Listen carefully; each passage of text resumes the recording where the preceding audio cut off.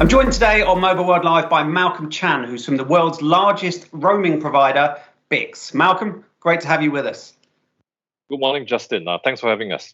Malcolm, 5G is, of course, now pervasive. I think there's more than 50 countries worldwide supporting the super fast technology. BICS was actually the first company to facilitate international 5G roaming services, initially between Swiss and South Korean operators. So what else do you think we can expect to see from 5G services in the next year or so? Indeed, we were really excited at that point in time to enable 5G roaming between the two countries. Well, a lot has happened since then.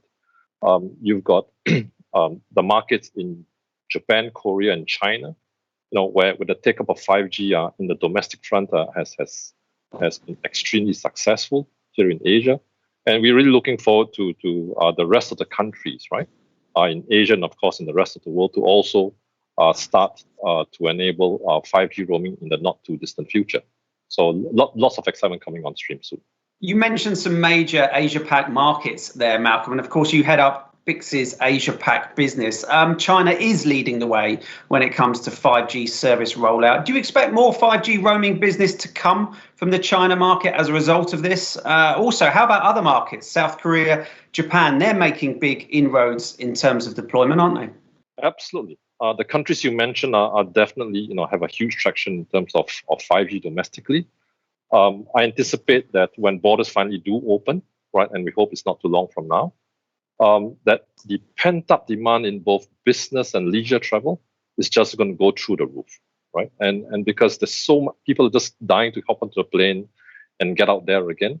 So when that happens, and they're going to take on their 5G devices, they're going to move across borders, and we really anticipate a really big pickup in 5G, right? Once everything normalizes. And apart from roaming services, are there any other 5G related services that you're optimistic about, Malcolm, particularly in Asia-Pac?